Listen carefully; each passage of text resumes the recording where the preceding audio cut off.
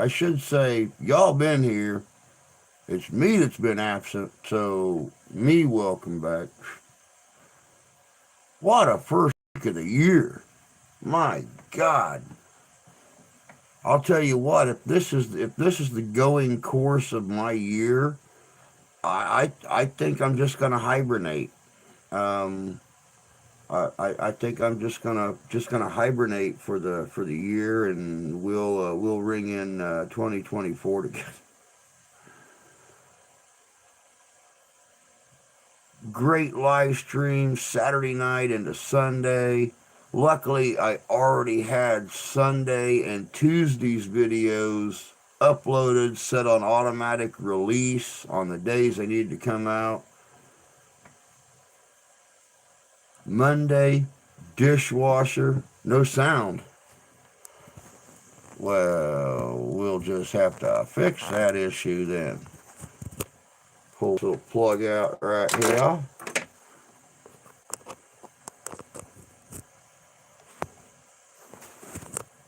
Well, good. We'll just use this one then, just like this. Hey, Kyle, or Trina, whoever it is.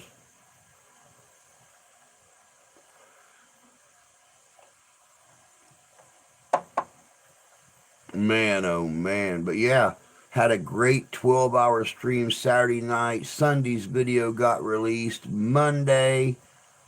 Ran the dishwasher. It cycled. And instead of stopping, kept cycling. After the second, about halfway through the second cycle, we realized it wasn't draining, it just continuously cycled.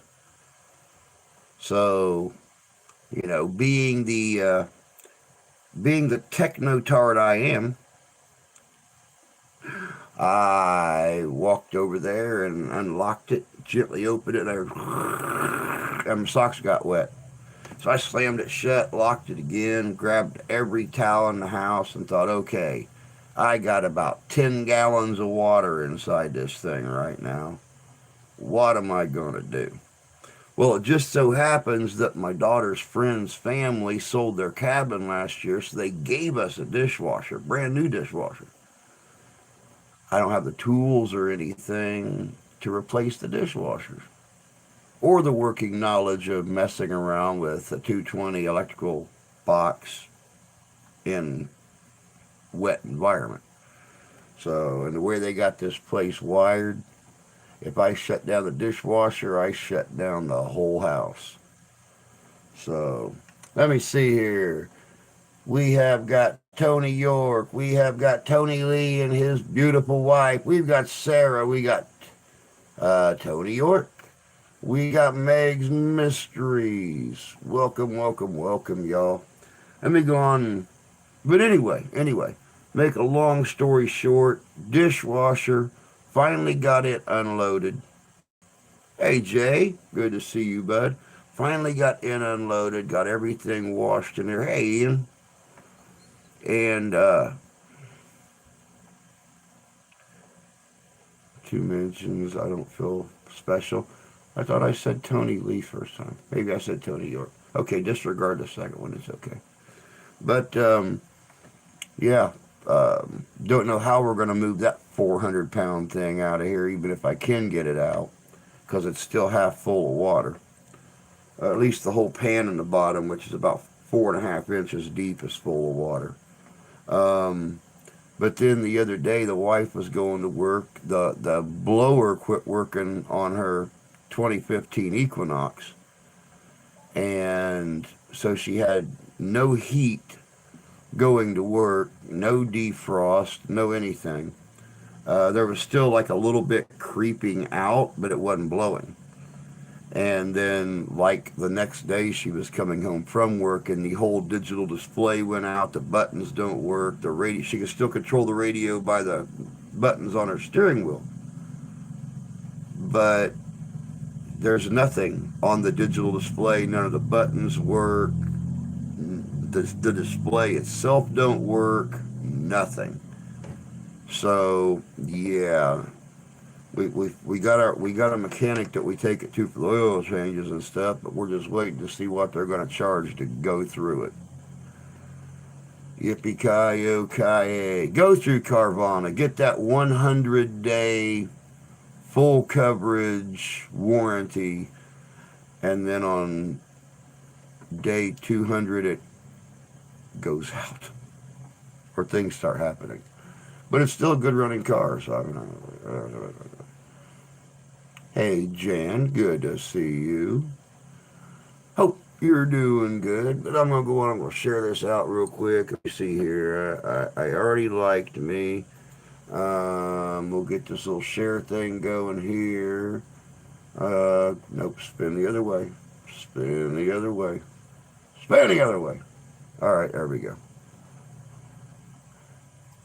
Throw that up there. There's that right there. Get that rolling. There we go. All right.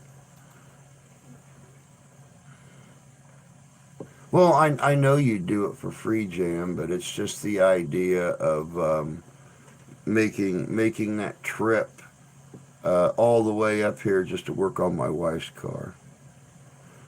So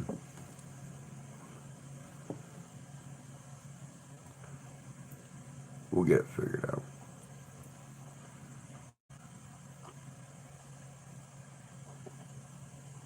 Ah, been a very interesting first week of the year, though, and I'm glad it's coming to a close. You know, been making my schedule out for the year. I'm getting a hold of one of our local towns. I've had quite a few people contact me over the winter wanting to do Viking encampments. And I keep telling them, this is the wrong place for it. But then I start to think, wait a second. We have a town just north of here called Bangor, Michigan. Bangor. Bangor's mascot for all their schools is the Vikings. So this next week, I'm going to get a hold of Bangor, Michigan, see if they actually want to do a Viking festival. I mean, it's only fitting. Bangor has got one of Michigan's very first real mead houses. These guys make all of their in-store mead. Um, I bet they have 20 different flavors of mead there. And it is a seller. Um, when all the towns around them start to have like a primitive encampment or something like that, these guys up their production and they always sell out by the end of the weekend. So, yeah. Seriously, look up YouTube channel, South Main Auto, see if he lists the car in his vids or something similar. We've been watching videos and everybody says on these videos, well, if you pull the plastic cover off the top of the computer panel and take the three 10 millimeter bolts out, pick up your whole computer panel, move it to the side, there's your battery. What you want to do is you want to take your terminals off, hook a wire between them, and then try to start your car. And, I called a mechanic that's actually a mechanic. He works for Napa, right in the next town over. He does all the work on the car and everything. He said, no, that's not a reset. That's not a hard reset issue. That's weird that the blower would go out, then you would lose like your entire center console computer screen and everything. He said that's not a hard reset issue. So, yeah, Jan. The wife told me, she goes, well, they do it in like 5 minutes. I'm like, have you ever heard of time lapse? When he takes like the two short bolts out, then he says, well, don't Don't try to use a short socket on this one over here because you have this component sitting right here that will definitely set your wrench on fire, um, and cause all kinds of sparky things, and you may wake up in the ER. I said, you notice how they skip around? They don't show you the whole process. Yeah, they time lapse it, so it's probably more like a 45-minute or an hour long job. Hey, Sonny, good to see you. Hope you're doing good tonight. I'll bet money that that dude from SMA is better. Drew had a mouse chew the wire. Mine could be a fuse or a blower. We already checked the fuses. All the fuses are good. Already checked. Matter of fact, we checked the fuses twice. Steph had her niece's, well, her cousin's husband, um, check it again last night, and he found no bad fuses whatsoever. So we know it's definitely not a fuse. But yep, we are gonna do some U.S. history trivia tonight. Little fun. First time for the new year. Matter of fact, I'm gonna get this here little little fire fired up, because here real shortly, in about 4 minutes, we're gonna get started. I've been a mechanic my entire life, pretty good one when it comes to electrical stuff. Eric from SMA, the best I've ever seen. I'll check it out. I'll check it out, Tony, and see. I'd much rather do it myself. My issue is I don't have the tools. I don't have the tools. My son-in-law's over the last few years has made a habit to come over, and which is why I haven't done any woodworking lately, because my miter saw come up missing. My squirrel saw blades are all gone. He borrowed my circular saw to fix his shed and cut the cord in half, so he just threw it in the trash, and I never got a new one. Um, the wife got a really, really nice snap-on set to carry around in a bag in the car, and most of those are gone now. So yeah, it's yeah, and I know that we have no deep sockets. They're all shallow sockets.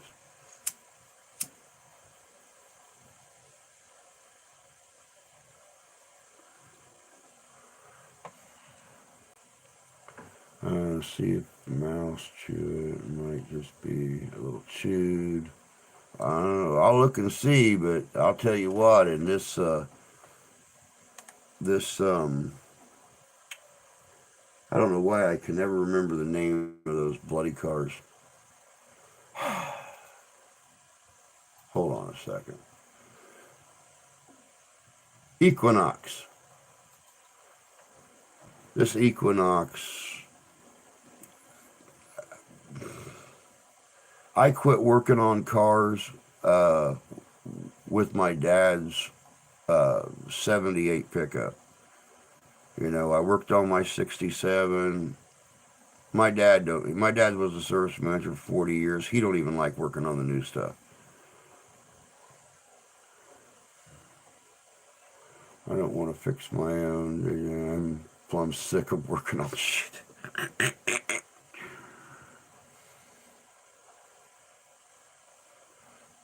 Yeah, the only bad thing is, no heat, no defrost, no anything right now. So, I'm going out and I'm starting the car, a long time before she leaves in the morning, just to make sure enough heat creeps up on the window to, yeah, to fixing one problem, you most likely will fix all the issues. I understand these cars aren't like the older cars, and these stuff sucks eggs big time. Eggs wasn't what I was thinking, but I'll accept eggs. Let's bring this back up here since we don't even have it plugged in now.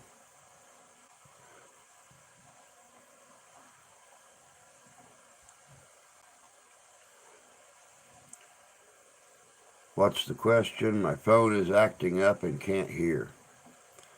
It's problems with the Equinox. Problems with the wife's car.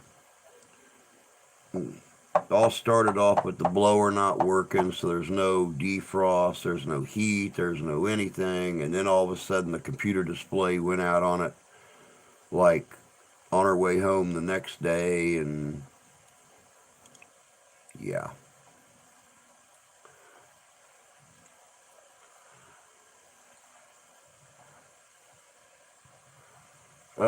So I hope everybody has had a great first week of the new year. Still getting things arranged, getting a reenacting schedule going, trying to get some new reenactments um, started up this year, and still trying to bring them videos and stuff on top of not sleeping. That was the reason that I've not been here, or I wasn't here this morning.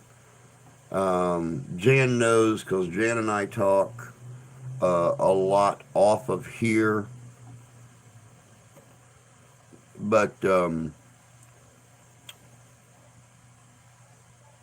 when I stress, it really gets to my sleeping. And, not to mention, I have a little furry black butthole that runs around this house and thinks, hey, I sleep 3/4 of the day, so halfway through the night, it's time for me to get my love. And we can't lock the cats in the bathroom no more when we have the kittens in here overnight because the kittens go absolutely hog wild. And all you hear is crash, crash, boom, thump, thump, scream, scream, scream. So, yeah, I'm going to bed at like 9:30, getting up at 11:35, going to bed at 10, getting up at 12:15, 12:20. Last night I went to bed at 11. I was up at like 1 minute after 1. Tried to lay back down. Might have dozed off a couple times, but woke right back up again. So night before last, about the same, about an hour's worth of sleep. Um, and you guys know I'm working in here, taking care of grandma during the day. I can't sleep during the day. So just got water finally back on. Been without since before Christmas. Our store checks it on their computer. That's free. When mechanics bill, will buy a good. We scan tool. Yeah, tell me about it. That's the nice thing about our mechanic, though. He is. He's been known to not charge labor. I guess that's the nice thing about owning your own shop. And he's the husband to my wife's old boss, and they're like buds. So, but yeah, um, I told her to stop by AutoZone, have them hook up the scanner to it right underneath the dashboard, right underneath the steering wheel, and nothing. It registered nothing wrong. So no codes at all popped up. So no idea. And unfortunately, Steph doesn't have the time to get it there. Hours she works. Yeah, like she can't even take it in to get the oil change and stuff until not today, but sometime after next Friday. So that's when she gets paid. So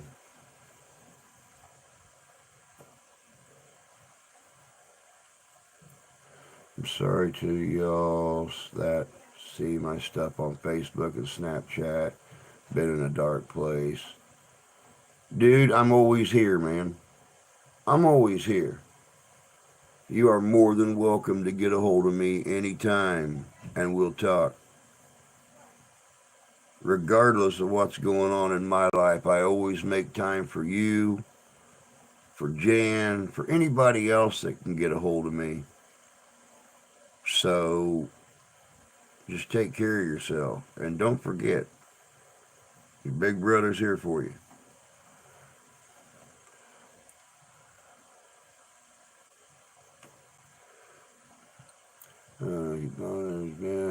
I take care of yourself. I've been in a dark place the last couple of days, and I have my medication. Yeah,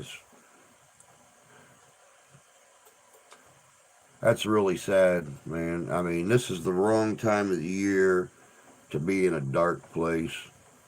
You know, right after the holidays, beginning of a new year. This was something I had to fight on my own.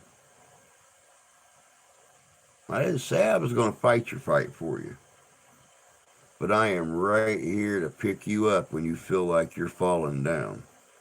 And I'm here to stand back to back with you if you need some support. It's what I do. You know that. Yeah, really. Well put, Sonny. Those girls need you. They need you to be prime, dude.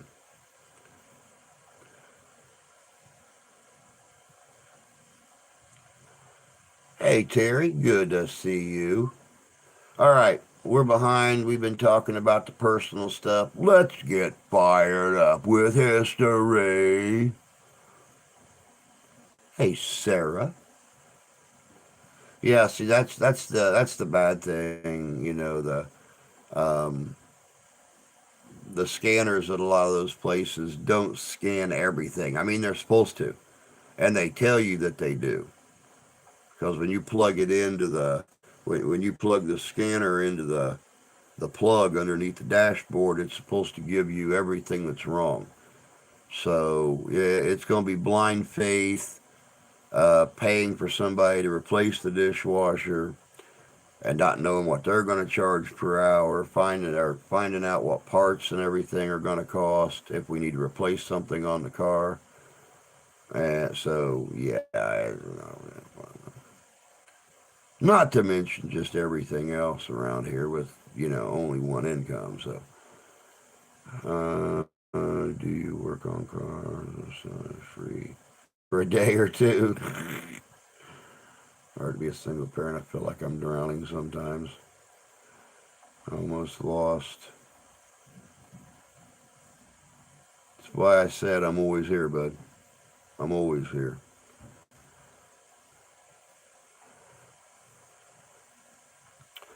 John, good to see you.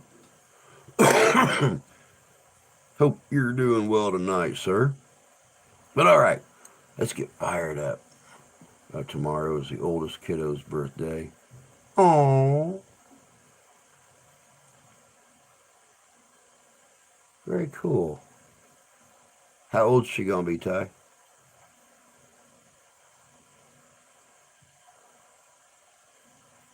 I've never owned a dishwasher. I've always been the head bottle washer. I've never owned one. Well, I take that back. I owned one once. And the very first night I lived in that apartment, I realized that regardless of how you don't want to hand wash dishes, regardless of how small of an amount of Dawn dish soap you stick inside a dishwasher, that sucker is going to bubble out everywhere. Everywhere. You can put a drop of Dawn dish soap in the sink and swirl it around and just get a little bit of bubbles. You put a couple drops of Dawn dish soap in a dishwasher and turn it on, you get like 19 pounds of bubbles come out of that thing. I learned, do not use regular dish soap in a dishwasher. That's about all I know.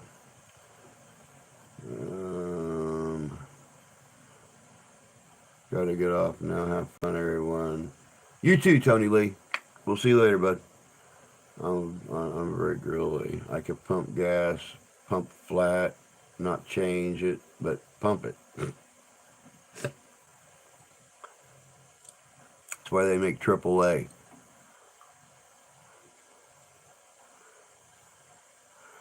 All right, let me see here. Okay, all right. Looking down now, looking down.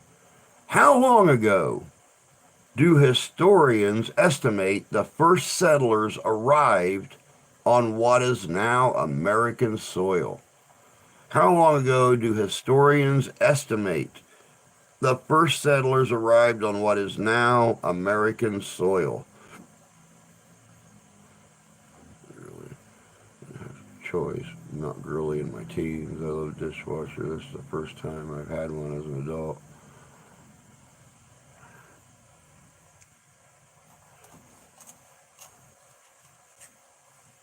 How long ago do historians estimate the first settlers arrived on what is now American soil?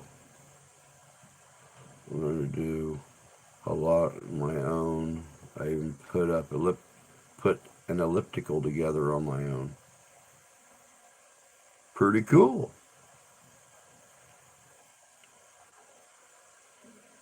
So I don't want to do it.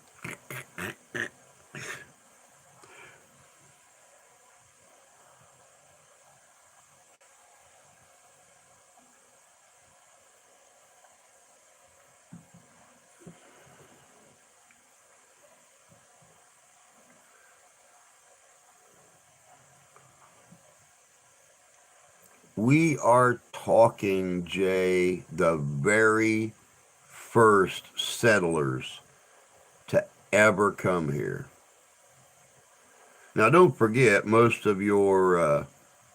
um, most of your historians don't even believe that the Native Americans are native to America.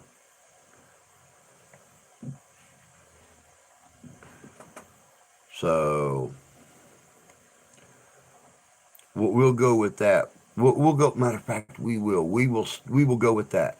When do historians feel like the first foreigners came to America?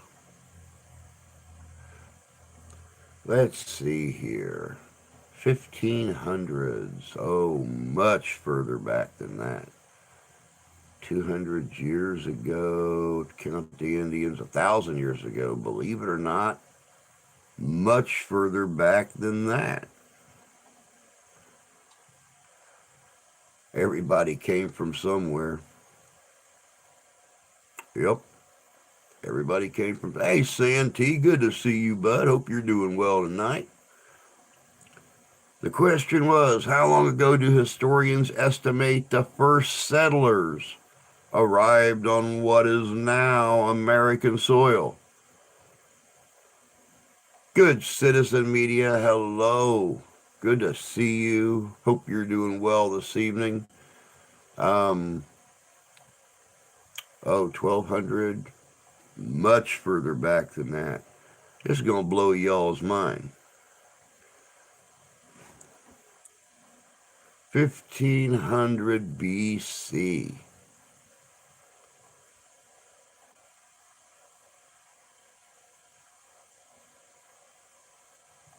All right, now you're making me do math, Jay, and that is not nice. You should not make somebody my age with sleep deprivation do mathematics, especially in front of other people. Well, if you're going to make me think, I might as well fix these vehicles. 1500 BC. So let me see here. We're talking 1500. Nope, further back than that. Jay always has to screw up somebody's day. Believe it or not, Jay, since you just threw out 3,700 years ago, believe it or not, 2.5 times that. Good job, Fish.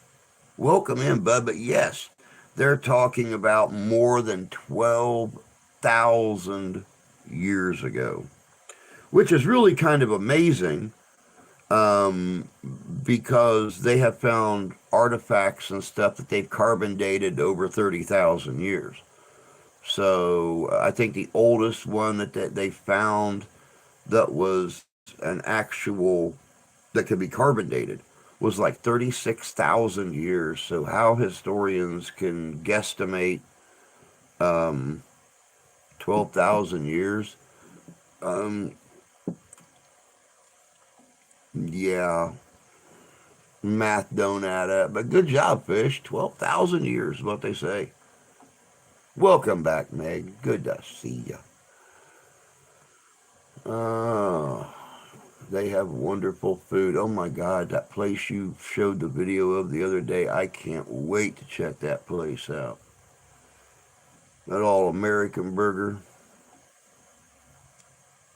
Straight up stars and stripes forever when I seen that. It's like yummy, yummy.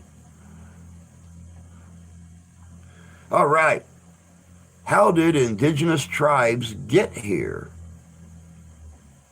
I should say, how do historians guess Native American tribes got here?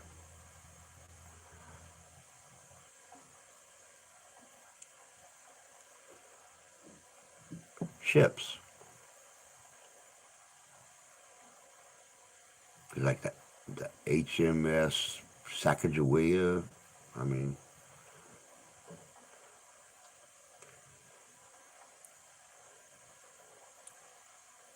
half-pound burger. Oh my God. You're sitting here talking about half-pound burgers, and my wife brought home frozen pizza. Yummy. You are correct, Mr. Santee and Mr. York. They crossed the Bering Strait, across the land bridge. Let's see what it says here. Scholars believe, now, it's exactly what it says, which means they have no concrete evidence, but scholars believe they walked over a land bridge between Asia and Alaska.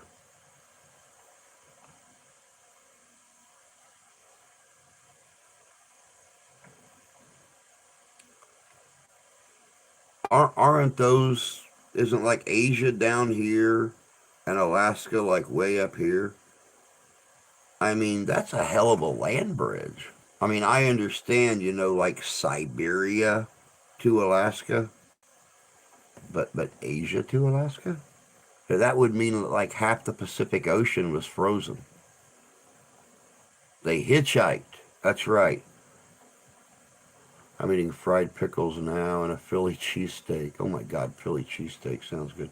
My wife makes Philly cheesesteak sloppy joes. That's good.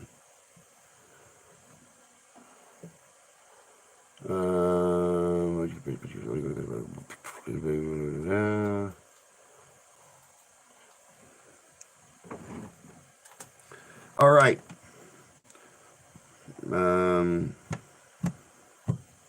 Here's a trick question for you. Here's a trick question. When did Christopher Columbus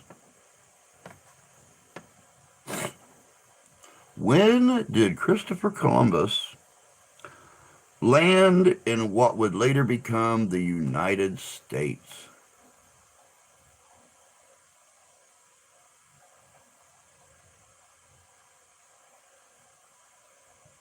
Used dog sleds across the land bridge. When did Christopher Columbus land in what would later become known as the United States?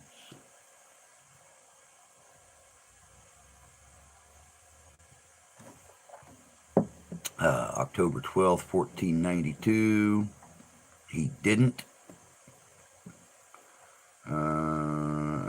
And I'm not from the U.S.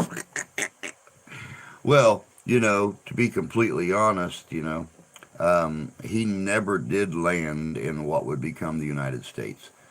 As a matter of fact, he was only in South America for a super short time. That's where he discovered Indians, was in South America. He actually spent most of his time in the Bahamas. So, 1492, Columbus got frickin' lost and didn't know what the hell he was doing and didn't know his ass from a hole in the ground. Until he hit land. He landed in Canada before the U.S. No shit. I said that. Yep, no shit. Really. Really. He never landed here. Yeah, history got that completely wrong, but they still teach it in school. So, what are you supposed to do? But my teacher said, your teacher has got the education background of a tampon.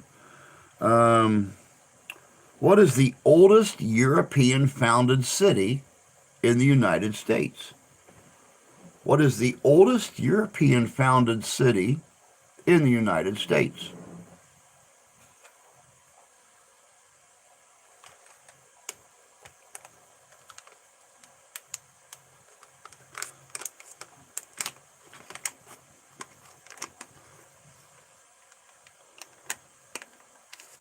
What is the oldest European founded city in the United States? Guys, Tony got it right. Tony got it right. St. Augustine, Florida. St. Augustine, Florida was founded in 1565 by Don Pedro Mendez de la Velas of Spain.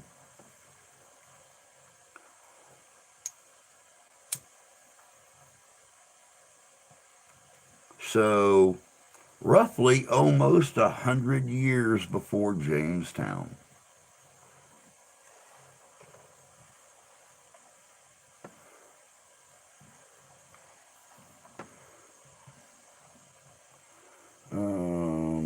Hey, Beth, good to see you, dear. I'm glad somebody took down the Columbus statue before someone chipped his nose off. Well, they could have put syphilitic wounds all over the statue and said, that's how Columbus looked when he got here. For everybody uses bullshit. I thought it was New York area. My first job was there. Jay's having a hissy because he can't type. Before I really get off, I'm going to go for smoke. All right, Jim, you go get that smoke.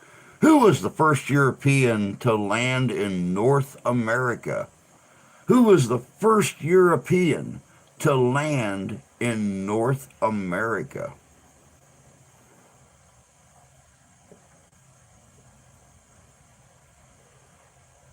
My last real vacation was to St. Augustine. I think St. Augustine would be cool to visit.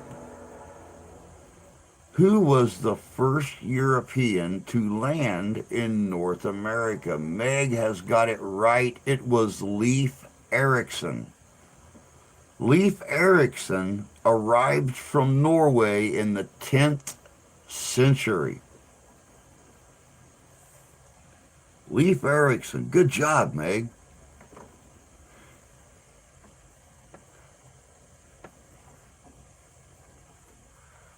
What 5 countries formed colonies that would later become part of the United States? What 5 countries formed colonies that would later become part of the United States?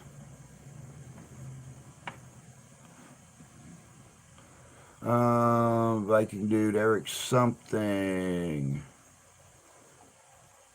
Vikings are so cool. If you think Vikings are cool, wait till Sunday's video.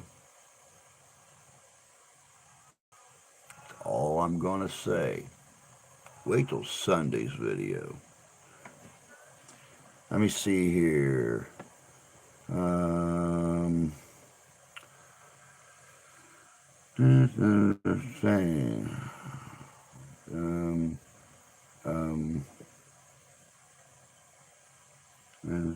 England, Holland, Spain, England, France, Spain, England, France. Okay, Santee, you got one of them right. Hey, amigo. Good to see you, Marco. Hope you're doing well tonight, my friend. Holland, Spain, England, France. Tony York, you got three of them right. Um, Sarah, you got three of them right.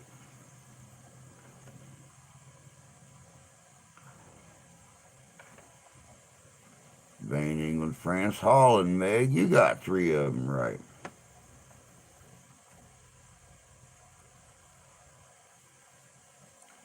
England, Germany, Japan,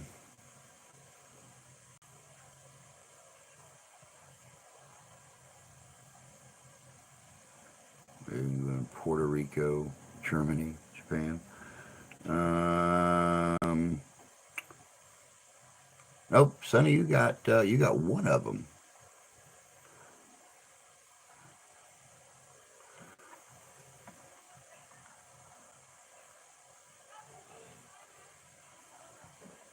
Patrick, good to see you, sir. Hope you're doing well tonight. What five countries formed colonies that would later become part of the United States territory? Try this on for size. England. Everybody guessed England. Spain. Few of you got Spain. France, the Netherlands, and Russia.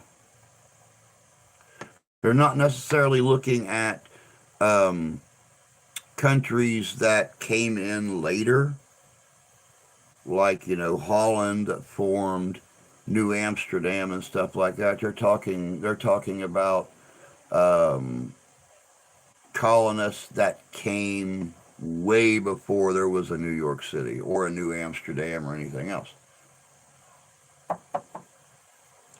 or a York City or whatever name you want to call it by.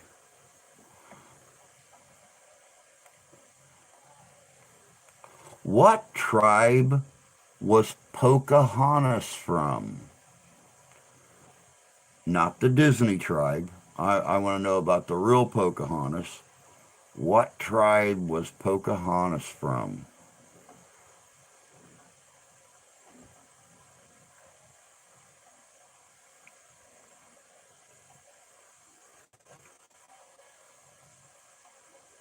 Thank you, Patrick. Thank you. I was actually trying to figure out what I wanted to wear tonight, and I thought about my Voyager cap and stuff, and it's like, hey, I think I'm just gonna put on my Voyager outfit. Let me see here. Some of the Rush people came here but didn't say that. Iroquois, Mohawk, um, Powhatan. Powhatan. She was part of the Powhatan tribe.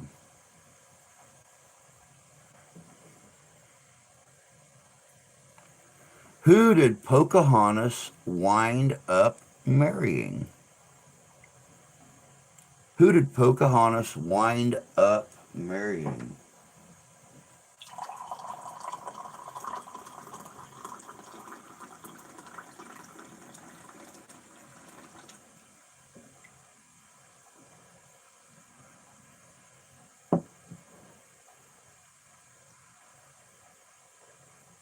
Pocahontas did not marry John Smith. He may have defaced her, deflowered her, and everything else. Still a seller. John Rolfe. So, and then she wound, I think she had a daughter. Pocahontas, once she went to England, never came back to America again. Her daughter did later in life, but Pocahontas never made it back to America after she left. Oh, Sarah. According to the stories that I've seen and read, he did a lot more than kiss her. Yes, she died at a very early age. She did die at a very early age.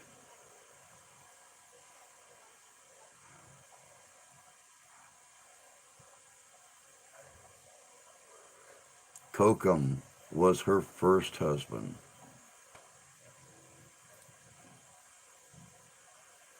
She only had a son.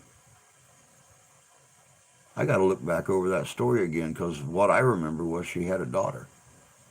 I'll look back into that though. I might even do a video on her. I've never done a video on Pocahontas. Done one on Sacagawea before, but never done one on Pocahontas.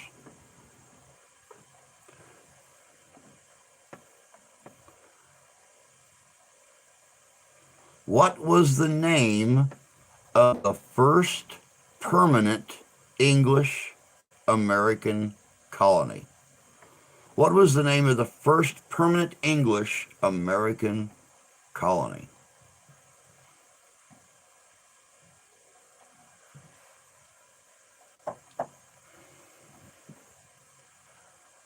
She had an Aboriginal husband, which she married 1610 before John Rolfe.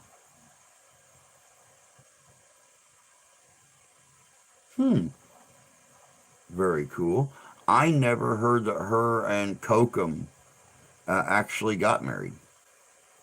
I knew he wanted to, and the whole John Smith thing. Spare him, father. He's a good man. I heard that. I always heard that screwed it all up. So let me see here. Roanoke, New York, Roanoke, Jamestown. Jamestown was the first permanent English colony on American soil.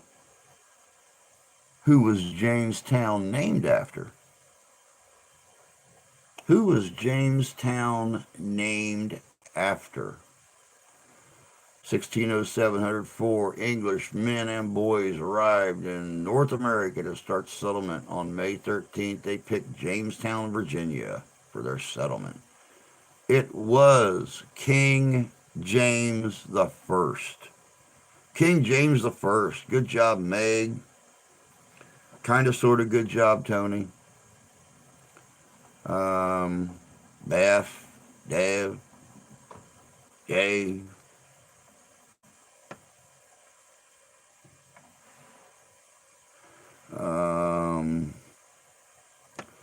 Why did the, and I hate this word, I really hate this word because they were not called pilgrims. Why did the pilgrims come to America? See this middle finger? Why, yes, I do. It is quite a well-groomed finger. Do you go get manicures? Does your wife take you to get manicures when she gets hers done? It's a very nicely groomed finger.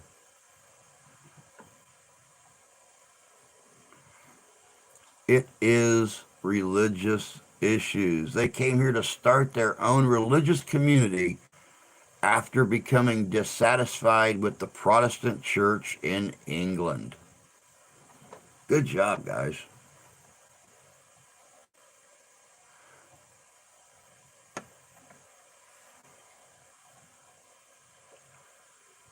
What year did the first enslaved Africans come to American colonies? In what year did the first enslaved Africans come to the American colonies?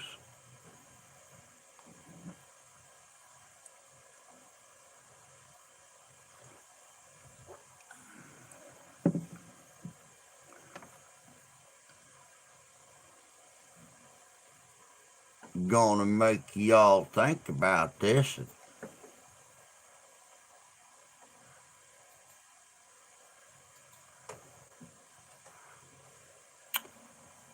Let me see here. 1610, 1619. 1619. The first enslaved Africans were brought to the American colonies. Good job, Deb. Good job, Beth.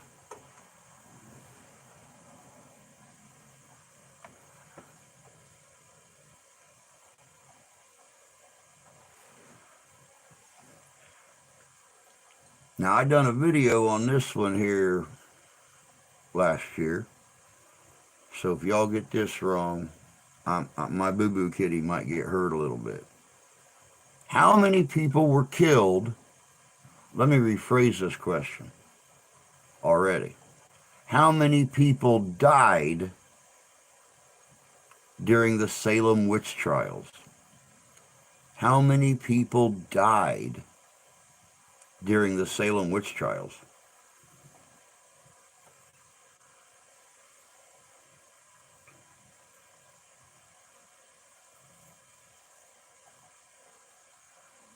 Yeah, too many. You're right. Good job, Beth. Good job, Dev. Right off the bat, guys. 25. 25. 20 were killed during the trials and 5 died while imprisoned. 25. I seen a program that stated that a large number of newlyweds reported first children born far less than 9 months after their wedding amongst the pilgrims.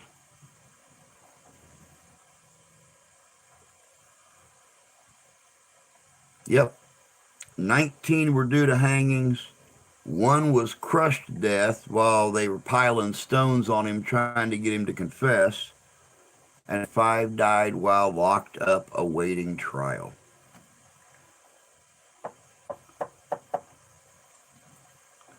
Good job, guys. You got this history thing down.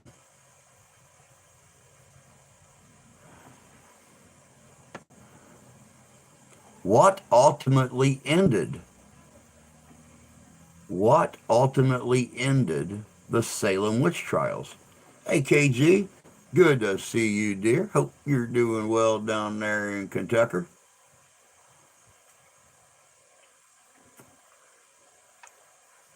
What ultimately ended the Salem witch trials?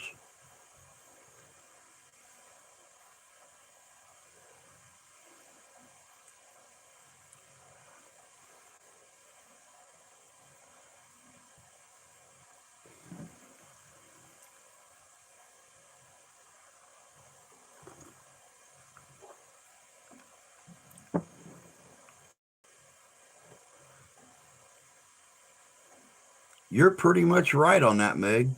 You're pretty much right on that. The colony's governor's wife was accused of witchcraft and he ordered that it be stopped. That was the end of the witch trials and the end of the 17th century. Moving on now to the 1700s.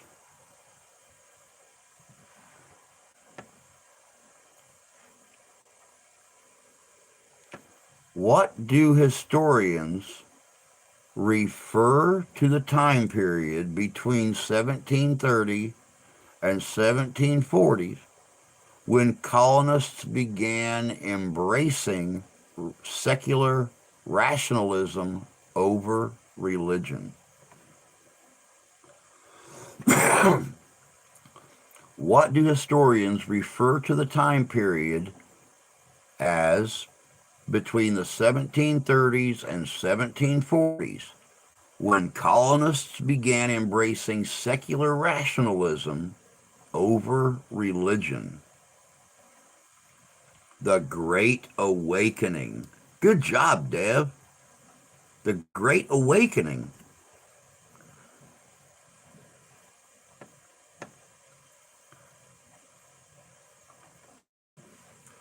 With the proclamation line of 1763, the British forbid American colonists from settling west of which natural barrier?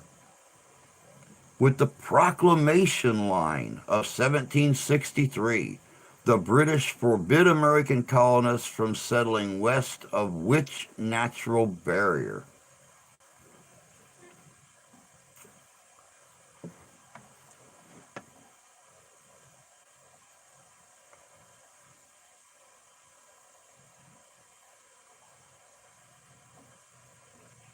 With the proclamation of 1763, The British forbid American colonists from settling west of which natural barrier?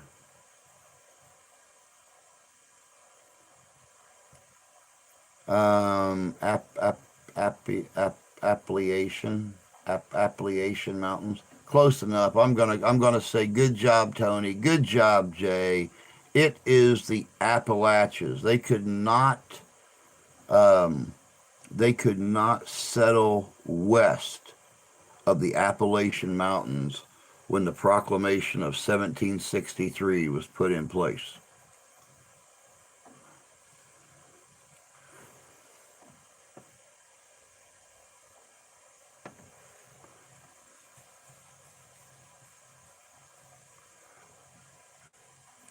How many people died during the Boston Massacre?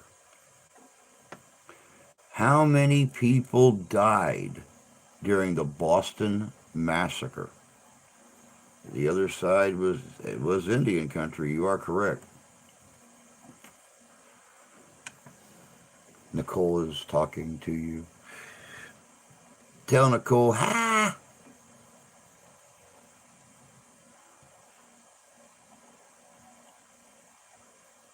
25, 5. It was 5. 5 people died during the Boston Massacre. Does anybody remember the name of the only black man to die during the Boston Massacre? Does anybody remember his name?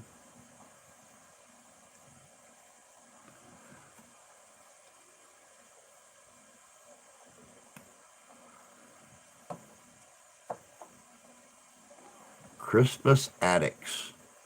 Good job, Deb. It was Crispus Attucks. You are correct.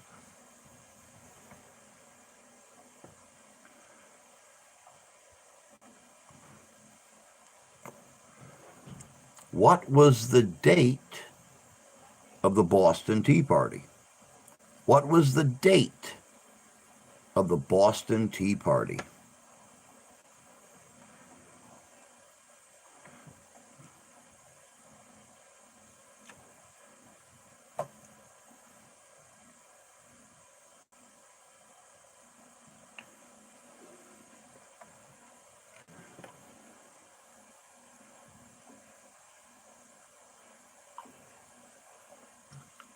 Beth is still having tea parties. That's cute. December 16th, 1773. Good job, Deb. Man, you're on fire tonight, bud. Now, when we were in school, they taught us that Bostonians dressed up like Mohawk Indians and took rowboats out to the ships to dump the tea in Boston Harbor. Now, as I got older and studied history, they said that these men painted their faces and put on headbands with feathers in it, but were still wearing their colonial clothes and took rowboats out there. Now, how anyone and why Mohawks from the Susquehannas in northern New York, almost up into Canada, would travel clear to Boston, Massachusetts, just to dump tea off a ship. I don't know. Boston Tea Party was American political mercantile protest by the Sons of Liberty in Boston. Yes, sir. Good job. But what were the Sons of Liberty protesting? What were the Sons of Liberty protesting?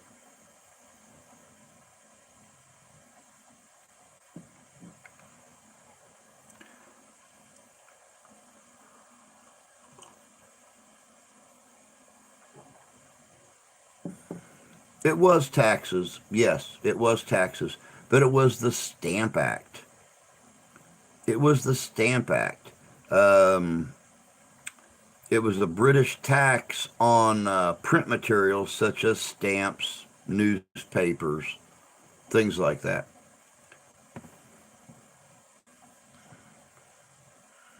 There you go. The Stamp Act. Good job, Deb.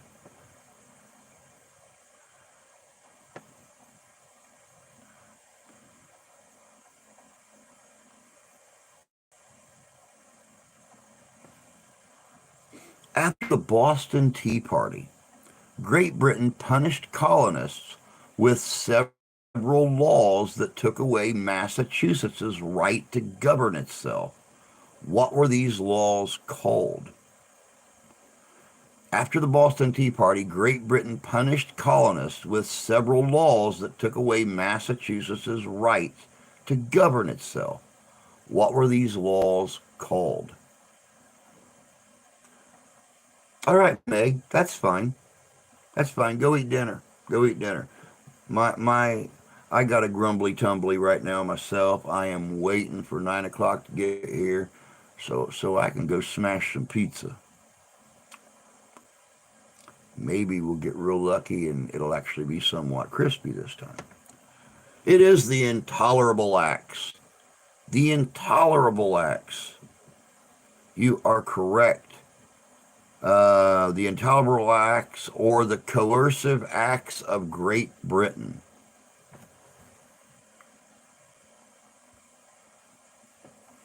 What city was the first capital of the United States? What city was the first capital of the United States?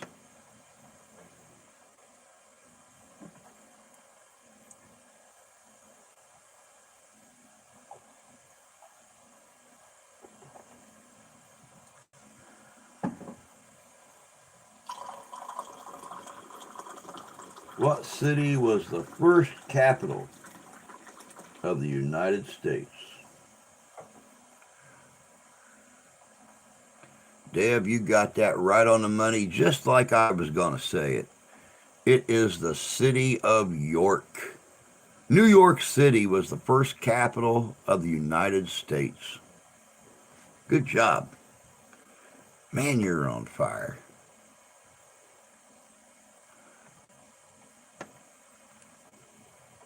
When was the first American currency created?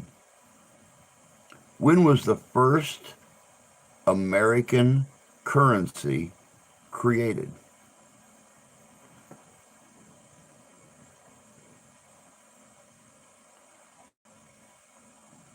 Okay, I'll sit back now. I suck at this. Nah, there's no sucking at it.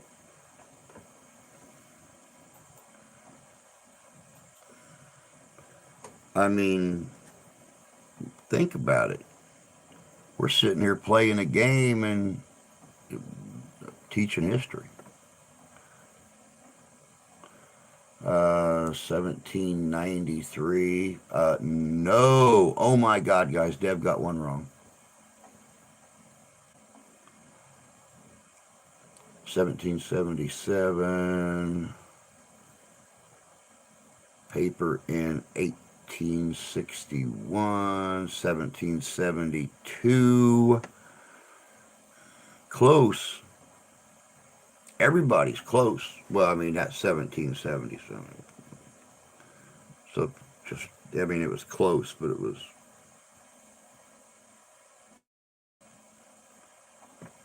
What is the actual retail number without going over?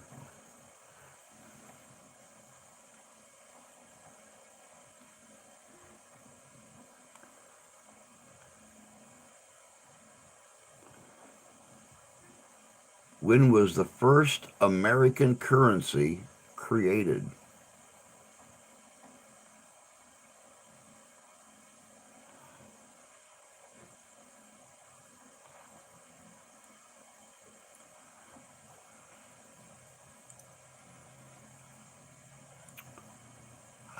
1776, but that wasn't American per se. They were actually, believe it or not, at that time, they were actually already printing a currency here in America. Just wasn't recognized. 1770. Hey, Freedom, good to see you, dear. Hope you're doing fine. 1531. No, that's a little bit early. That's a little bit early. Um, our questions tonight didn't even start till the beginning of the 1600s. So, a little early.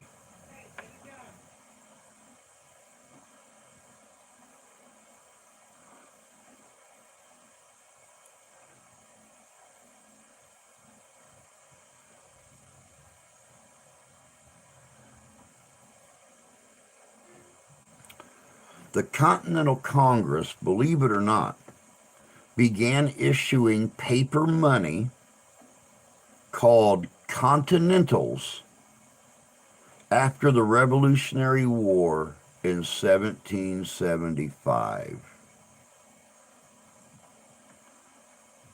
They were called Continentals, and they were printed paper money.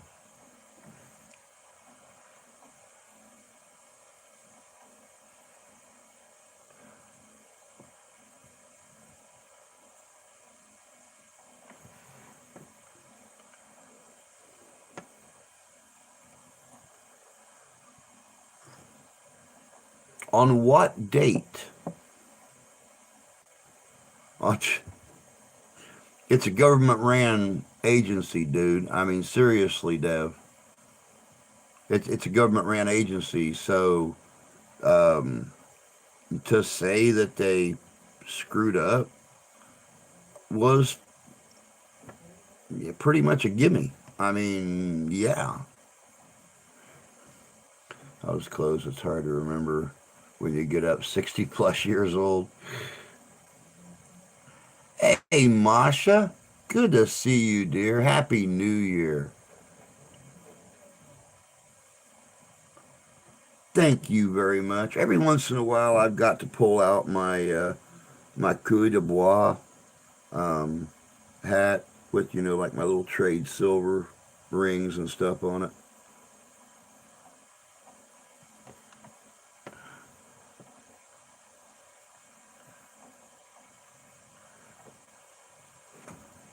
Let's see here.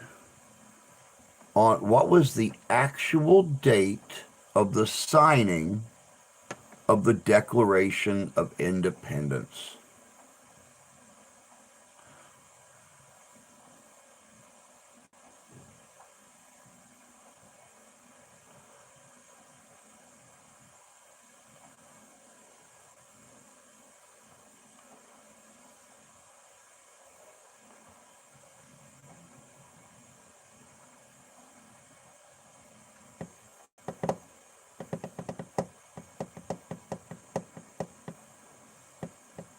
Next month, they're putting me on Social Security old timers pay.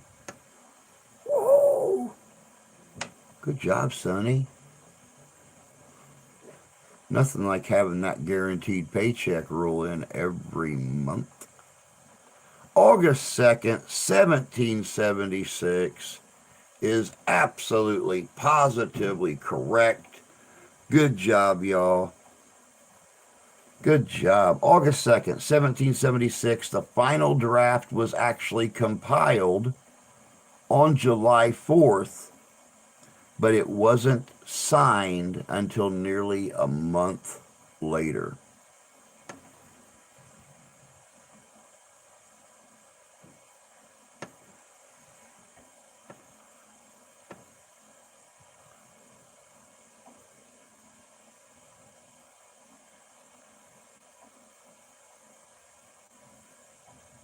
Here's another one of those flub ups from history, guys.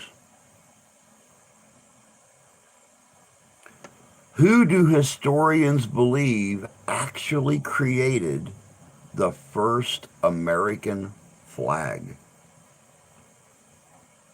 Who do historians believe actually created the first American flag.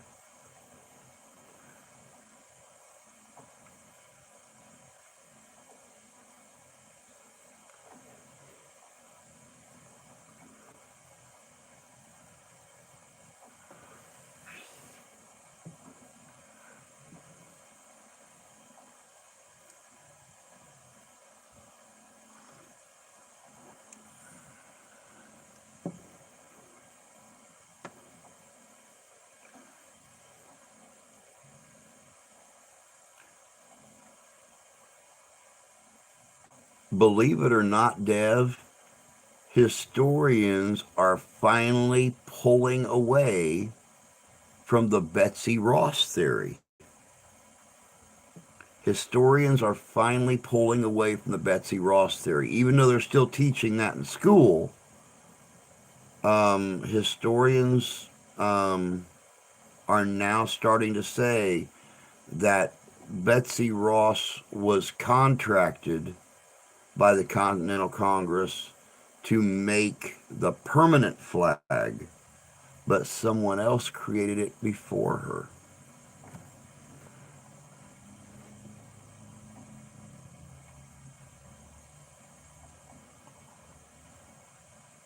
We need Andy Griffith trivia night. I might get some of those. Hey, you guys know I'm into TV history too, so I'll see what I can find. Was not John Paul Jones.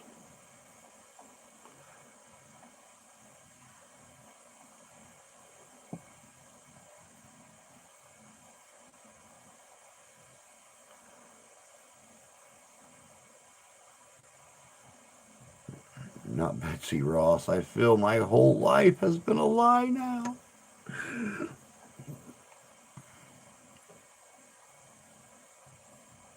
Yep.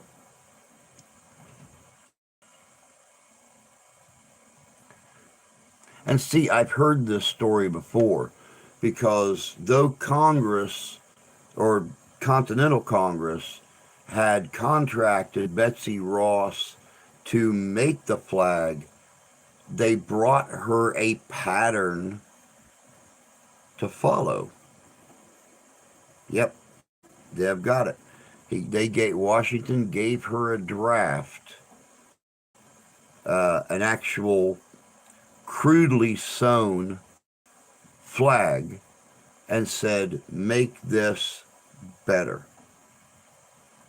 This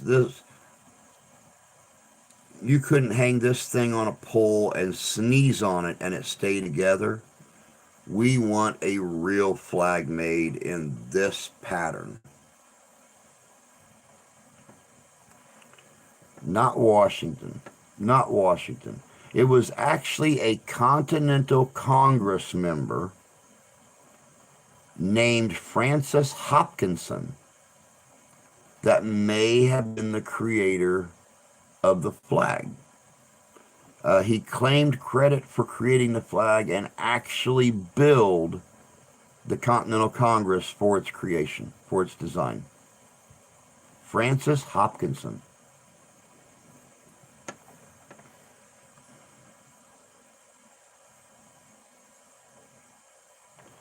Now,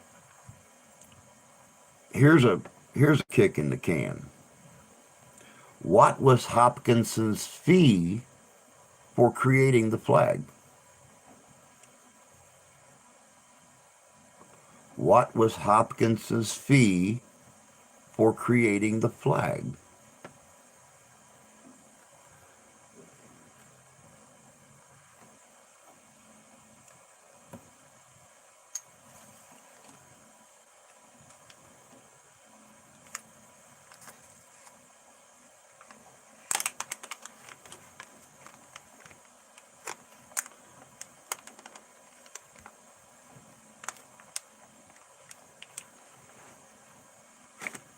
Hence, we get the first line, man. Well, not only was he a liar, but he was a drunk liar. So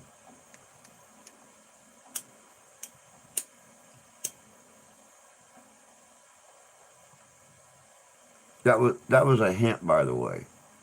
That was a clue. Not only was he a liar, he was a drunk liar. So what did Hopkinson charge for sitting down and hand sewing this ragamuffin tissue, the very first Kleenex brand cottonelle tissue that later became known as our American flag? Not £9, not $100.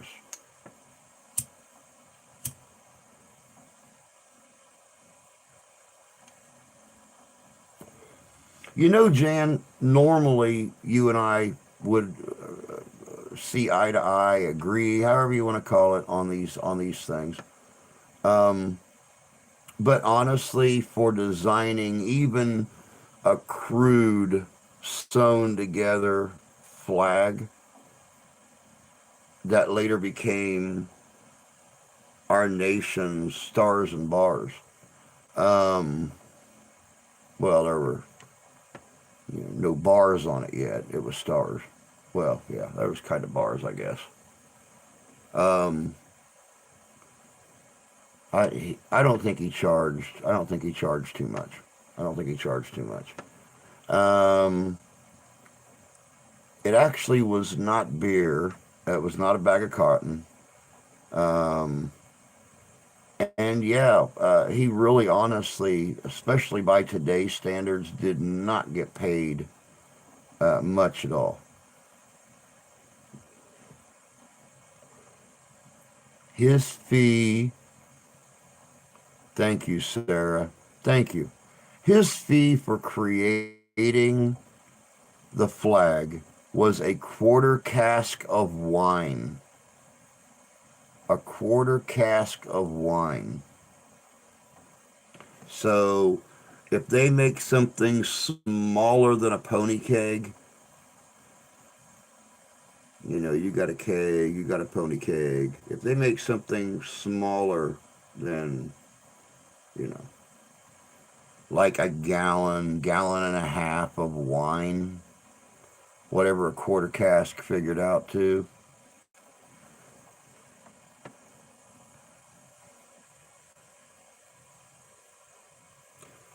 When did the Revolutionary War officially end? When did the Revolutionary War officially end?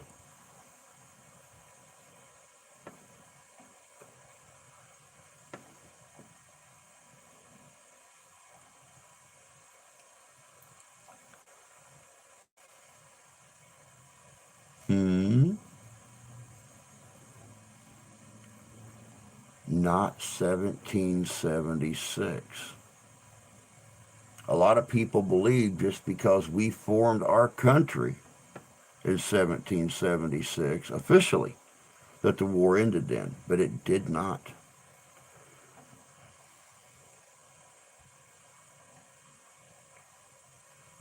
September 3rd, 1783. 7 years later, September 3rd, 1783. Good job, Freedom. Good job, Deb. Good job, Jay.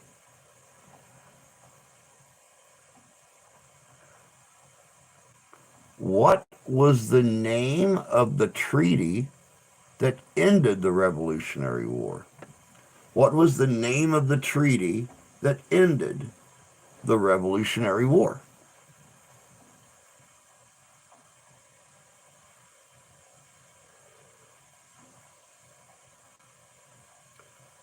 The Treaty of Paris. Good job, guys. I'm gonna have to start doing less in the 18th century.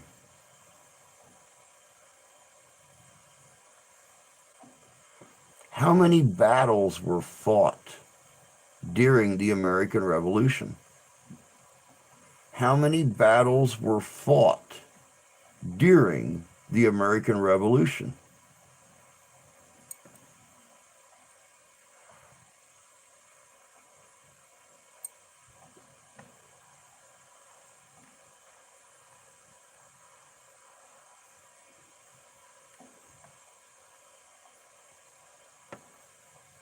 How many battles were fought during the American Revolution?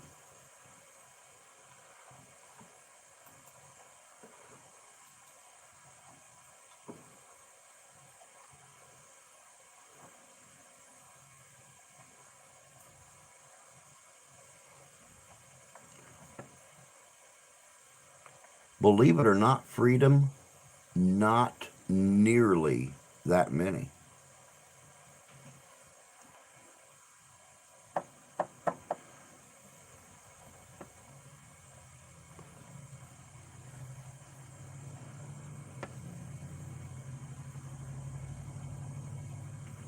Good job, Jay. Good job. Just a little over 230 battles were fought during the American Revolution. Yes. Now, there could have been quite a few skirmishes and stuff, but yeah, they're actually talking about the battles.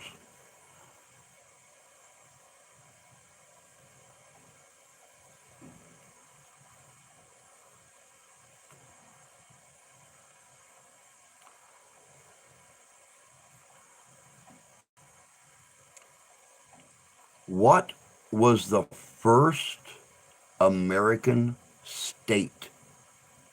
What was the first American state?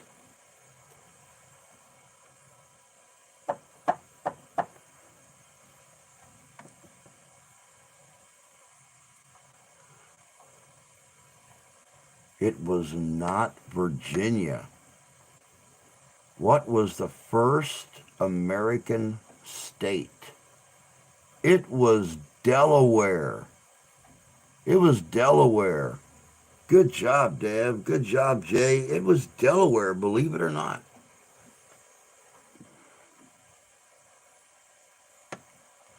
Who was the first president to live in the White House? Who was the first president to live in the White House?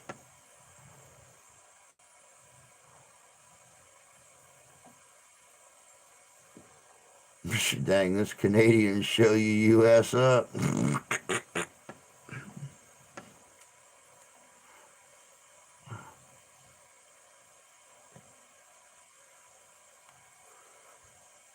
Who was the first president to live in the White House? It was John Adams.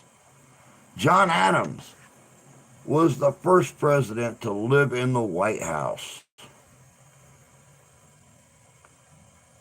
And Abigail was the first person to go in there and change the drapes and the carpets and paint the rooms different colors and stuff like that.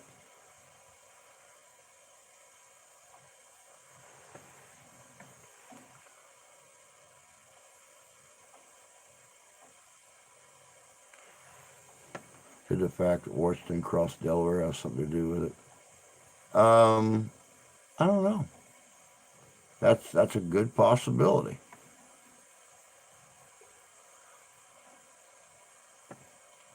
Who knows? Did he actually cross the Delaware?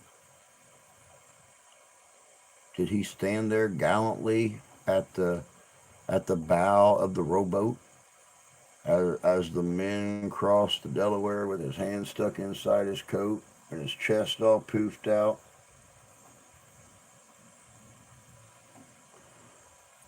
I want to know where the guy who originally sketched out that picture was at.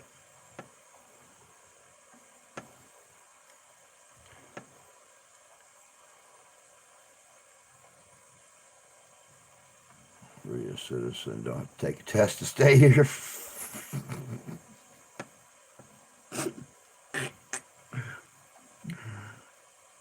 How many original British colonies existed in America? How many original British colonies existed in America?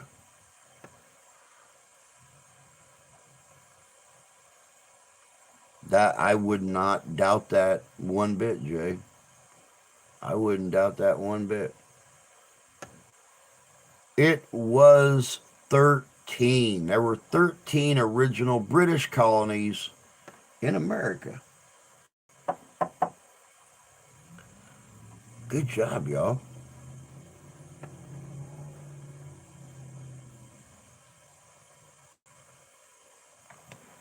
What was the first governing document of the newly created United States, later replaced by the Constitution?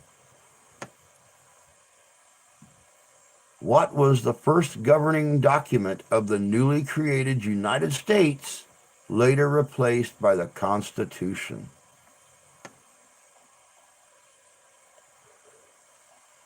If Jay were Washington, that would be true.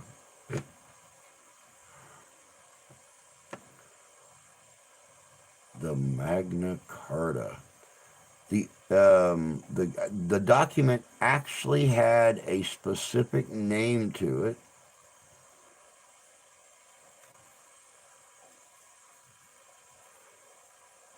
It was the Articles of the Confederation. The Articles of the Confederation. Good job, Mr. J. Thank Google for that answer. Tell them I said thank you for getting it right.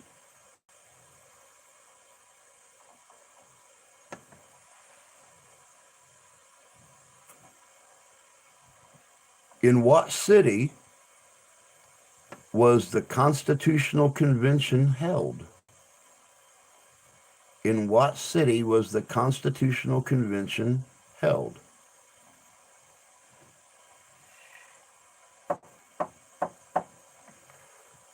It was in Philadelphia. The original Constitutional Convention was held in Philadelphia. Good job, freedom. Moving on to the 19th century. With 32 minutes to go, we are starting the 1800s. Anybody got to go tinkle? Anybody got to use the bathroom? Want to get a cold drink? Make a sandwich? I'll give y'all a couple minutes.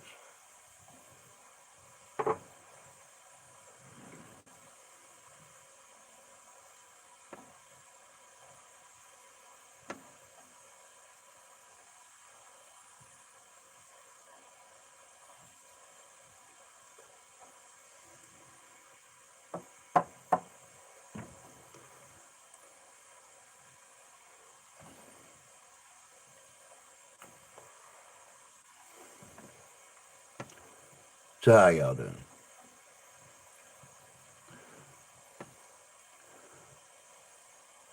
After we get this car thing straightened up and we get this dishwasher thing straightened up,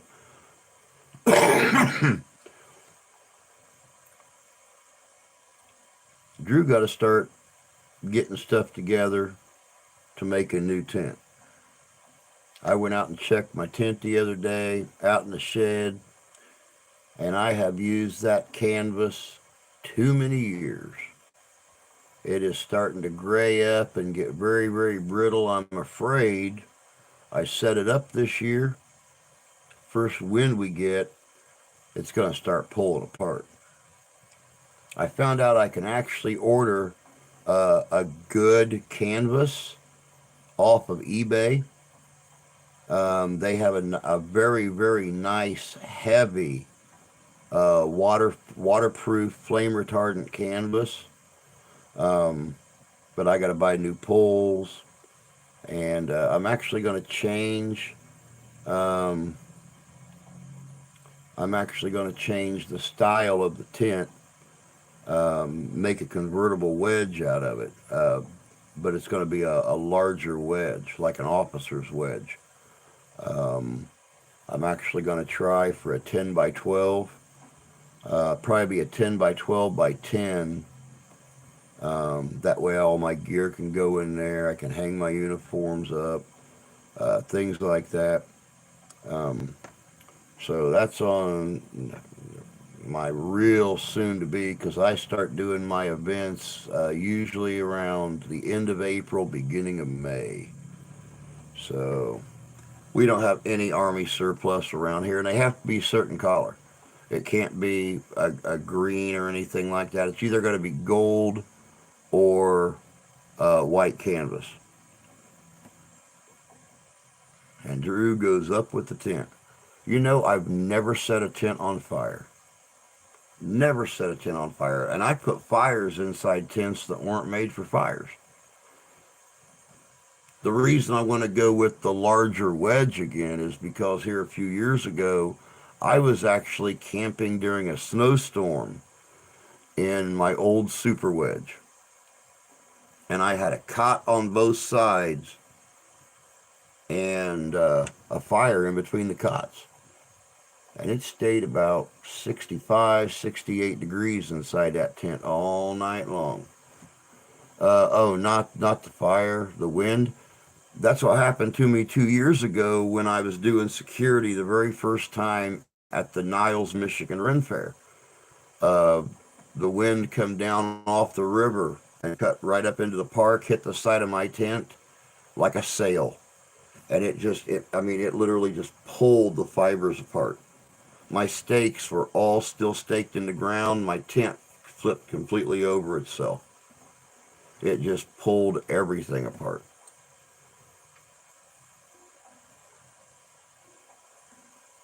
I'm going to have to get a heated blanket. It's cold. I'm sure it is, especially there where you live at.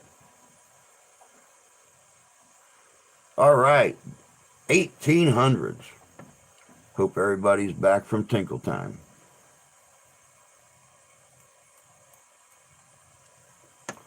What started the Great Chicago Fire? I put a few large tents up for Home Depot and small sales. Hey, Templar, good to see you.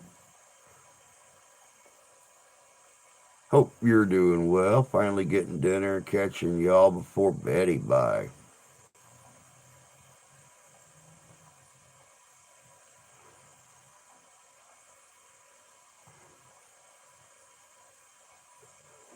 Believe it or not, Jan, believe it or not,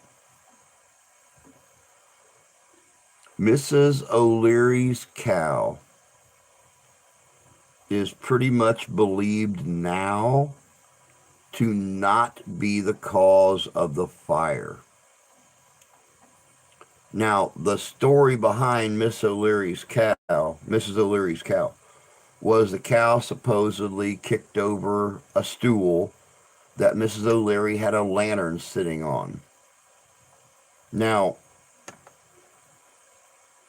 leaving a lit lantern sitting on a stool, being, a farm lady, having cattle and sheep and stuff like that, would be like you going out and going into your chicken house to get eggs and leaving the door open to the chicken house when you come back out.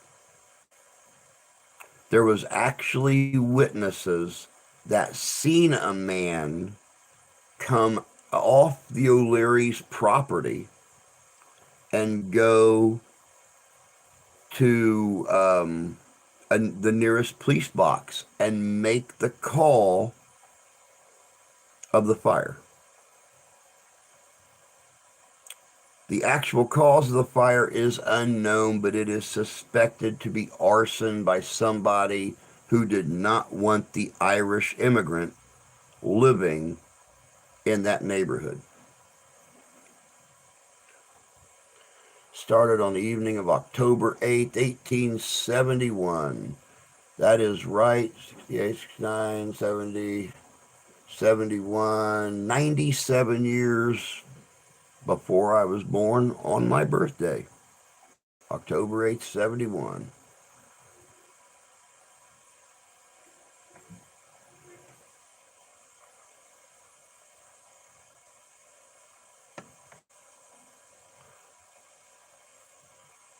Who was the first U.S. president to declare war?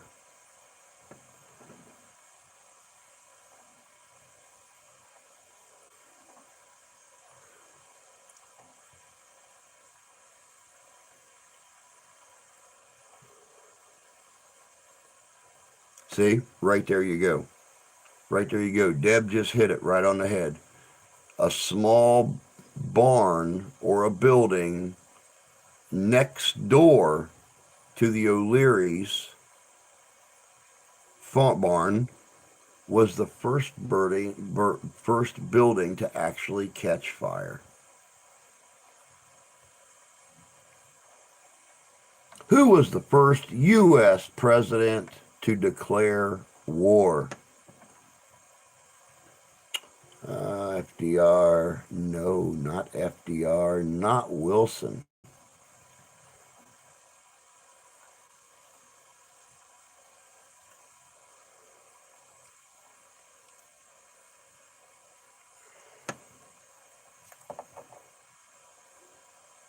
I'll give you a hint. He sat around and ate his wife's cupcakes after he did it. It was Madison, James Madison. Good job, Jay. Good job, Deb. Good job, Freedom. It was James Madison. You notice how I made that clue politically correct. He didn't sit around and eat Dolly Madison when he declared war. He ate his wife's cupcakes. Got to keep it politically correct in case there's small children watching.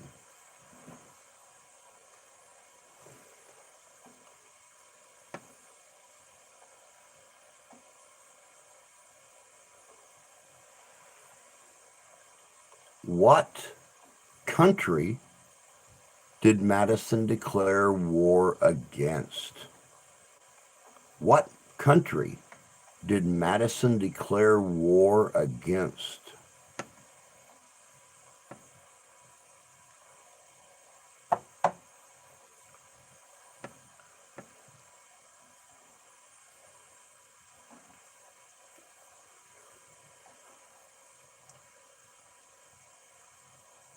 You are correct, Jay. It was England or Great Britain. Madison declared war against Britain in the War of 1812. Good job.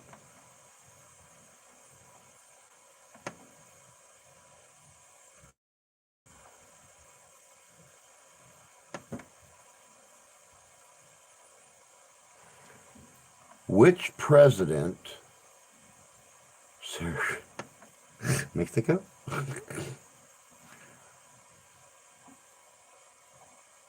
That was a little bit before the Spanish-Mexican-American War.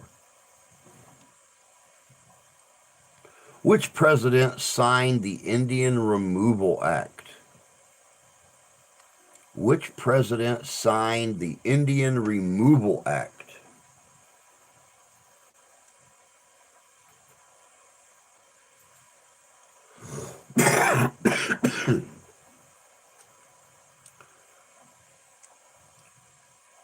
Which president signed the Indian Removal Act?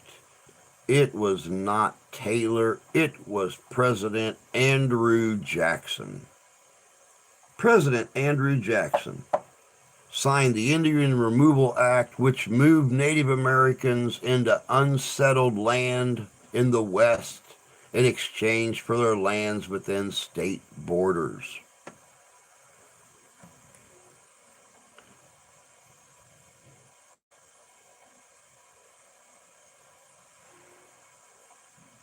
How many Native Americans were forcibly relocated by the U.S. government under the Indian Removal Act? How many Native Americans were forcibly relocated by the U.S. government during the Indian Removal Act? Thank you, Sarah. Thank you. You have a wonderful evening. I hope you get rest, and we'll catch you later. So he did make it out of the briar patch. He made it out of the briar patch. How many Native Americans were forcibly moved by the U.S. government during the Indian Removal Act? Oh, yes. Definitely more than 46,000.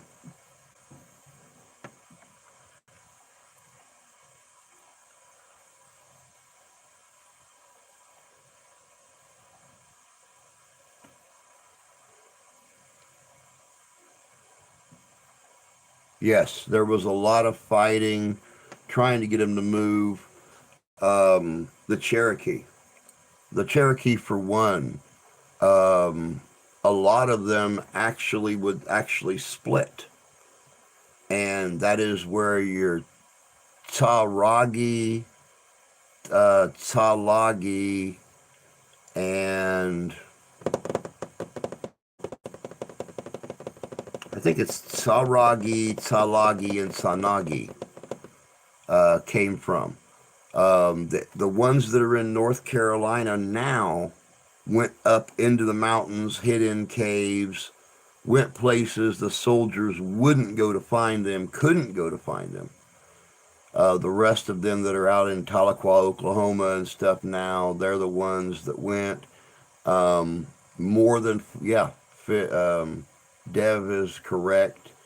Um, More than 4,000 died on the trip from North Carolina, Kentucky, Tennessee, Ohio, the Virginias, Georgia, Alabama, Mississippi. The list goes on and on. But yes, more than 4,000 did die on the trip westward. Um, Real close to the number of Jews that were killed during the Holocaust. Yes, very, very, very close. More than 100,000, a little over 100,000 Native Americans died during the forced relocation, or a little more than 100,000 Native Americans were moved during the forced relocation of the Indian Removal Act. The five civilized tribes: Chickasaw, Choctaw, Seminole, Cherokee, and Creek.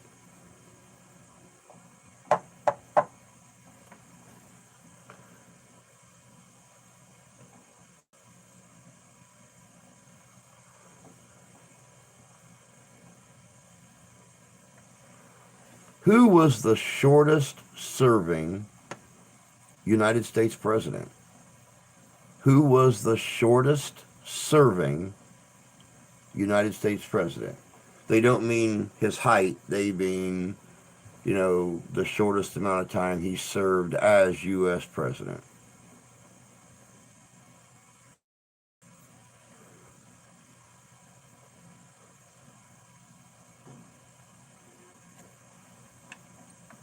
It was not Polk.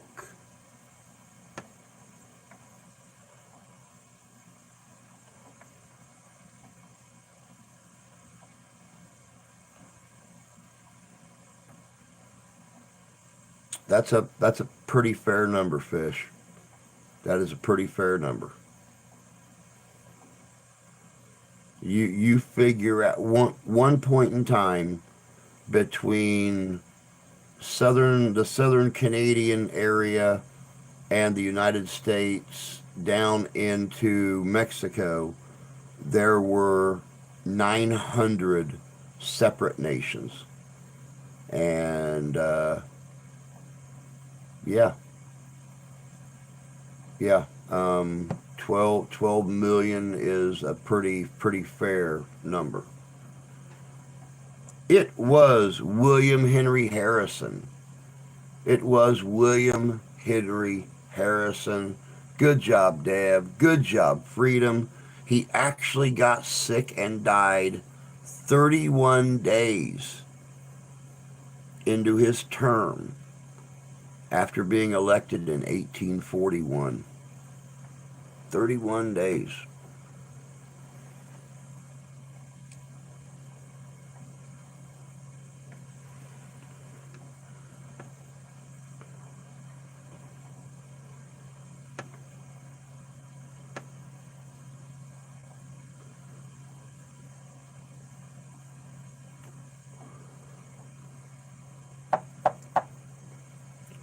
When was the last time the Liberty Bell rang? When was the last time the Liberty Bell rang?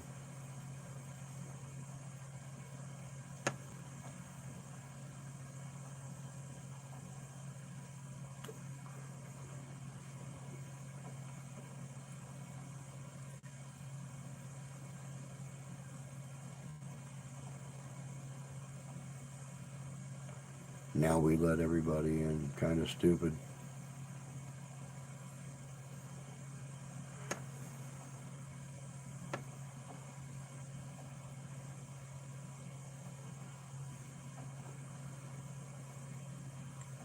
Not Jefferson's death. Not 1872. Deb got it, guys. 1846 was the last time the Liberty Bell rang, and it rang on George Washington's birthday at the request of the mayor of Philadelphia. George Washington's birthday, 1846.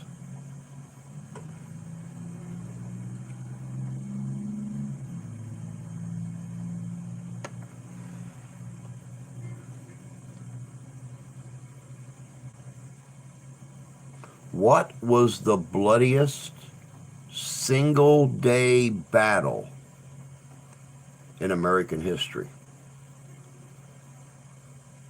What was the bloodiest single-day battle in American history?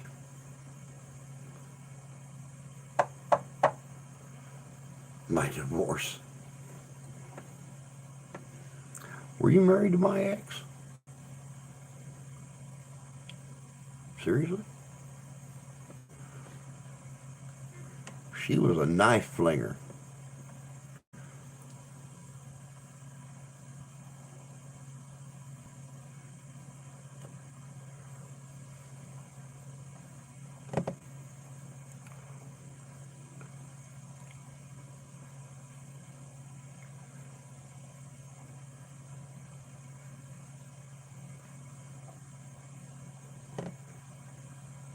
You are correct, Freedom. You are absolutely correct. The Battle of Antietam during the American Civil War was the single bloodiest day battle in American history. The most men died at Gettysburg over a 3-day period, July 1st, 2nd, and 3rd, 1863. But Antietam was the bloodiest single day in our history. Good job, Freedom. Good job, Templar.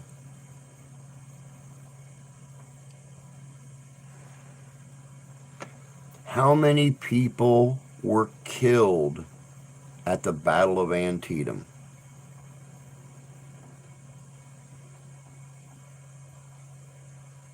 I should say, how many people were killed or wounded at the Battle of Antietam? How many people were killed or wounded at the Battle of Antietam?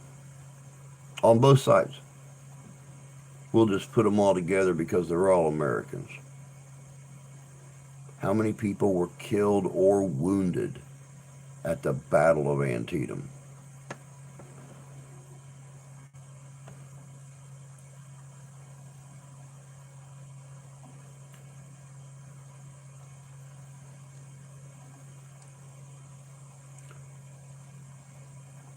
Believe it or not, Freedom,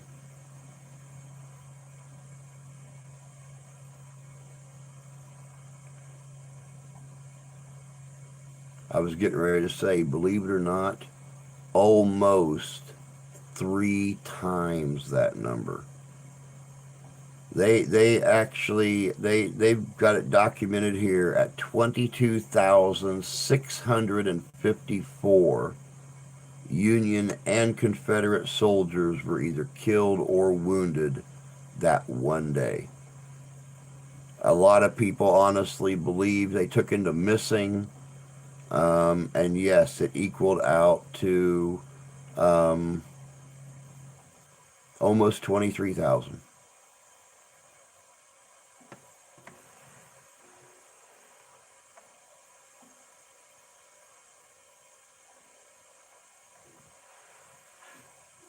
When was the first American $1 bill printed?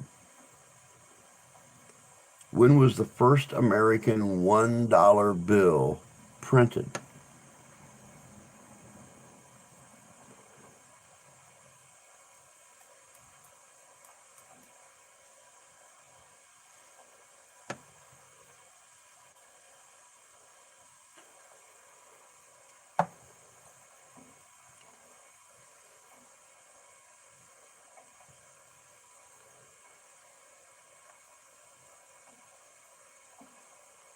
(1862).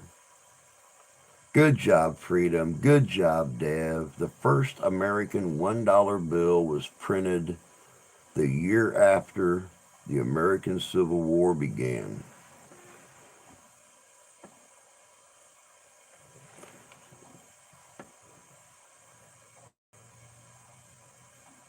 It was a toilet paper emergency. They had to do something. Yep. Hey, Richie. Good to see you, bud. Hope you're doing well over there on the west side of the Big Water.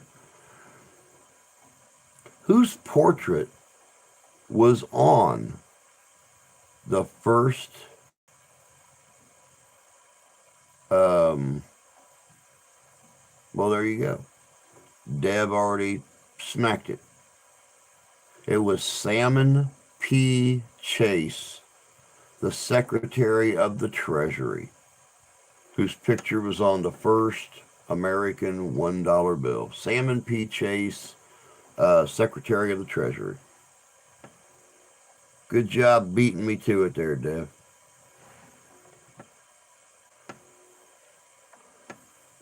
When was the Emancipation Proclamation issued? You're doing a good job at it too, Deb. But then again, you may want to stay out of there because it's really, really scary. It's very scary up there. Cobwebs, creepy things, spiders. Maybe a Jersey devil running around up there. Pretty scary. It was January 1st, 1863, that the Emancipation Proclamation was issued. Good job, Freedom. Good job, Dev. Good job, Jay. Scary. Like all your ex-girlfriends and all your ex-wives meeting together, having drinks, spending hours talking about you, and then you wake up for work in the morning and they're all standing around your bed. Scary.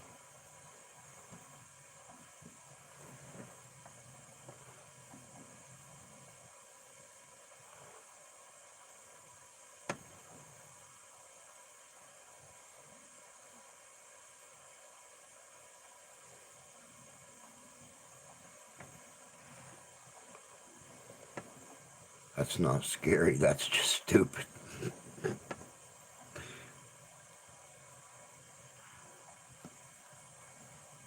Well, he said I was one most wonderful person he was ever with. He told me the same thing.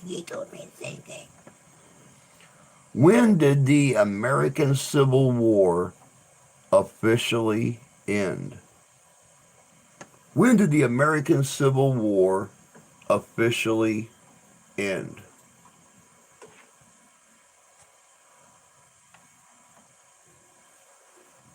Thank you, Sonny.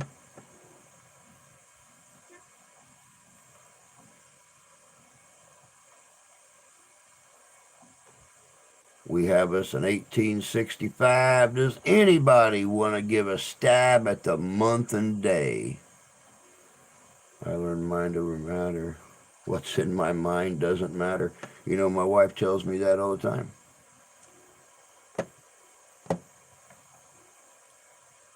She asks what I want to do. I tell her what I want to do, and she said, "Well, I appreciate your input, but you were born with a penis, so your opinion don't matter."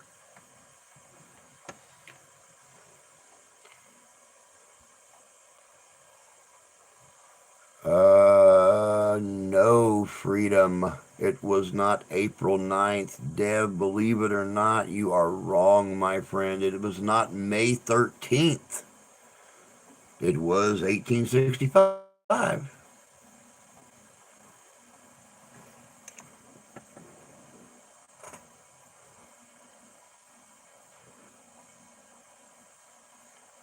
Well, Grant and Lee's signing did take place on April 9th, but that's not when the war officially ended.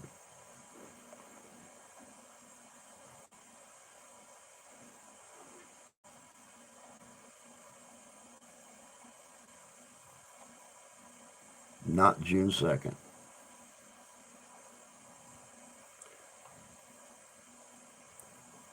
Y'all were right in the ballpark with, April to May. You guys are right in the ballpark. I can tell you that it was May 1865.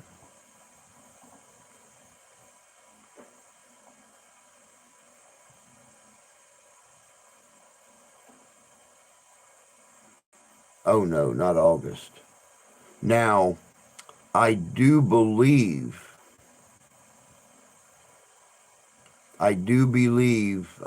yes, the last shots of the Civil War.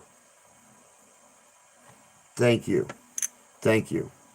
Um, Palmetto Ranch is what I was getting ready to bring up. The last shots of the Civil War were fired at Palmetto Ranch, Texas on May 13th.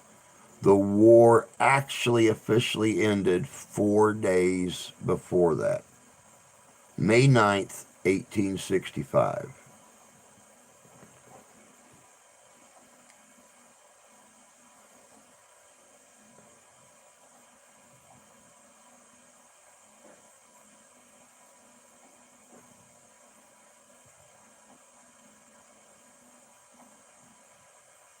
And President Andrew Johnson officially celebrated and declared victory.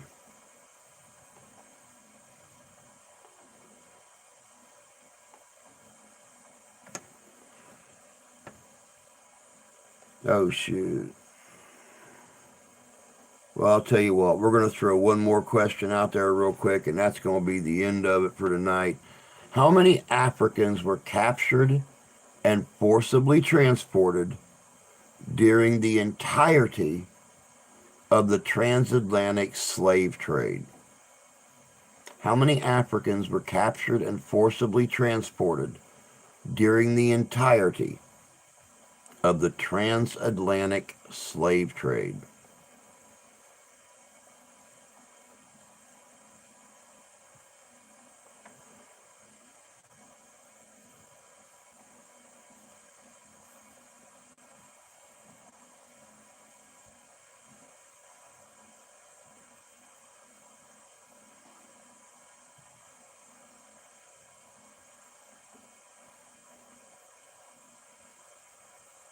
That is that is about dead on right. That is about dead on right, Dev. They're saying somewhere between 12 and 15 million. 12 and 15 million slaves. So, I'll accept anything from 12 to 15. And that, my friends, concludes American History Trivia for tonight. Whatever the hell date is. What is today's date? The 6th? Yep, the 6th.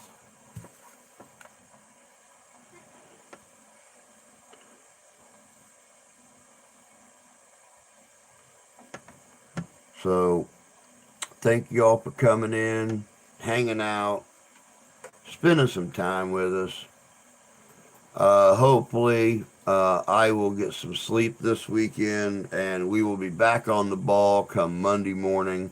We have got a very, very special video coming out Sunday.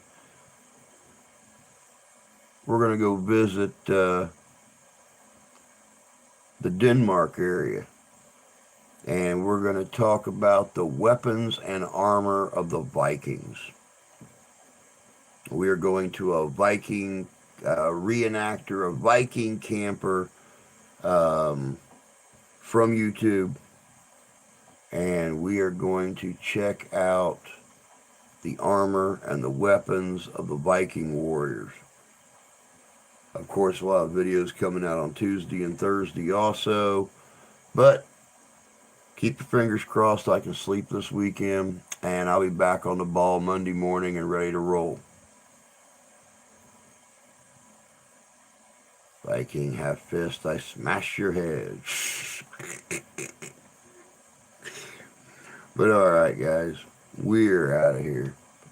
So, until Monday morning, take care of yourselves, take care of each other. God bless you, God love you, I do. We'll catch y'all first of the week. Y'all have a good weekend. Take care.